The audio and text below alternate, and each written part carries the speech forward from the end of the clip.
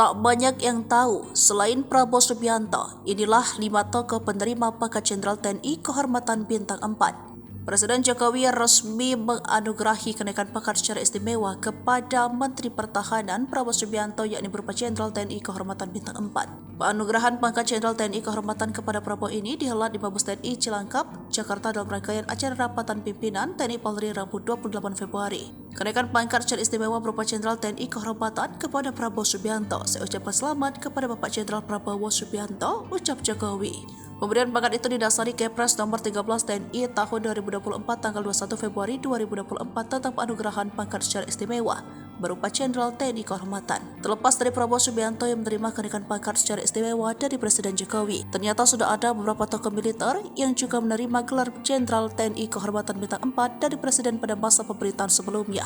Siapa saja sosok purnawirawan Jenderal TNI Bintang 3 yang kemudian diberi menjadi Jenderal TNI Kehormatan Bintang 4 berikut daftarnya yang berhasil dirangkum. Pertama yakni Jenderal TNI Kehormatan Agum Gumelar Bintang 4 di Sandang Agum diberikan oleh Presiden keempat RI Abdurrahman Wahid atau Gusdur. Saat itu menjabat sebagai Menteri Perhubungan pada periode 1999 hingga 2001. Kemudian juga turut menjabat sebagai Menteri Pertahanan dan Menteri Koordinator Bidang Politik, Sosial, dan Keamanan.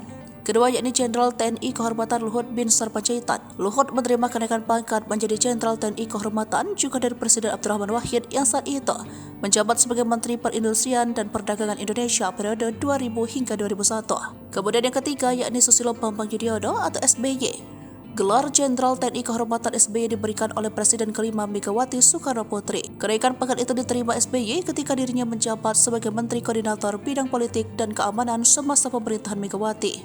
Selanjutnya yang keempat yakni Hari Sabarno.